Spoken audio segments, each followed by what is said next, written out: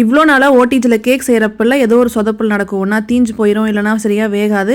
இந்த மாதிரி சொதப்பல்கள்லாம் நடந்துட்டு இருந்துச்சு. விடாமுயற்சி விஸ்வரூப வெற்றி அப்படின்னு சொல்லுவாங்க. அந்த மாதிரி விடாமல் செஞ்சு பார்த்து கடைசியாக ஒரு நாள் பார்த்தீங்கன்னா கேக் வந்து நல்லா வந்துருந்துச்சு. எனக்கு அன்னைக்கு பயங்கர ஹாப்பியாக இருந்துச்சு. அன்னைக்கு ஹனி கேக் செய்யலான்ட்டு தான் அதுக்கான வேலைகள்லாம் செஞ்சுக்கிட்டு இருந்தேன். கேக் எப்பவும் செய்யற மாதிரி இந்த நார்மலா டீ கேக் செய்வோம் இல்லைங்களா, அதுதான் ரெடி பண்ணிருந்தேன். சரி, அதை ஆடுறதுக்குள்ள டெசிகேட்டட் கோகனட், அப்புறம் சுகர் சிரப், அப்புறம் ஜாம் சிரப் இதெல்லாம் ரெடி பண்ண ஆரம்பிச்சிட்டேன். ஃப்ரெஷ்ஷா தேங்காய் பால் ரெடி பண்றப்போ அந்த தேங்காய் பால் நம்ம பிழிஞ்சு எடுக்கிறப்போ தேங்காய் மீதி இருக்கும் இல்லைங்களா, அந்த தேங்காய் நம்ம ஃப்ரை பண்ணி எடுத்தோம்னா டெசிகேட்டட் கோகனட் வந்து ரெடி ஆயிரும்.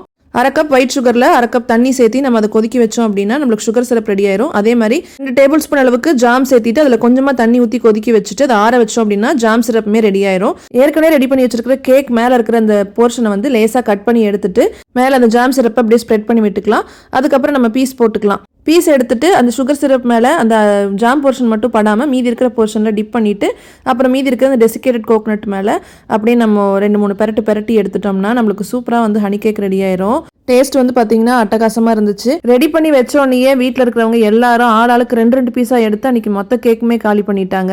வீட்டில் இருந்தவங்கெல்லாம் பயங்கரமாக புகழ்ந்து தள்ளிட்டாங்க. இதுக்கு மேலே என்ன வேணும்?